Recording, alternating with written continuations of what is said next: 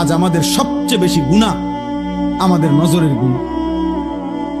আর এই নজরের কারণেই ধীরে ধীরে প্রত্যেক মানুষ যখন চোখ দিয়ে গুনাহ করে, এই মোবাইলে নারী দেখে, ছবি দেখে, উলঙ্গ দৃশ্য দেখে, হারাম নাজায়েজ ছবি দেখে, রাস্তায় দেখে বেপর্দা বেহায়া নারী দেখে, নিজের আত্মীয় স্বজনের থেকে হোক আর রাস্তার মহিলা হোক, প্রত্যেক মানুষের চোখে যা দেখে হারাম, তা অন্তরে আইসা জমা হয়।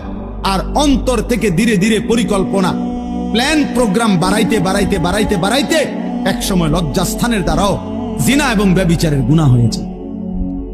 নাউযুবিল্লাহ, নাউযুবিল্লাহ, নাউযুবিল্লাহ। আজকে ছেলেরা, তোমাদের চেহারা দেখলে বোঝা যায় বাপ, মাত্র বয়স 18 বছর, চেহারার মধ্যে রসকস নাই।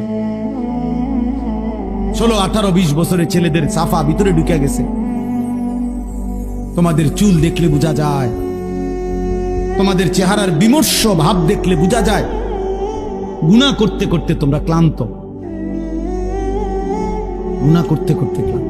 অনেক ছেলে আছে, আমি তো জানি ভাই, আমার অনেক ছেলের সাথে সম্পর্ক আছে, শত শত ছেলের সাথে। ওরা নিজেরাও বলছে হুজুর মাঝে মাঝে গুনাহ করতে করতে ক্লান্তি, অর্থাৎ মোবাইল দেখতে দেখতে আর ভাল লাগে না, তো এমনি হাত টানা দিয়া এই মানে শুধু শুধু টানতেছে, মানে আর ভাল লাগতেছে না, ও কি করবে? আহা, তার জবান দিয়া তো আল্লাহর নাফরমানের শয়তান তারে এমন মোহর মারিয়া দিছে, 2-4-10 ঘন্টাতেও তো এই নাফরমান মোবাইলের এই দৃশ্যগুলো ছাড়া, মোবাইলের আর বন্ধুদের আড্ডা ছাড়া একটা বার তার মুখ দিয়ে আল্লাহ এই শব্দটাও বাইর হয় না। এই জানোয়ার সুখ পাবে কেন? এই হাইওয়ান সুখ পাবে কেমন?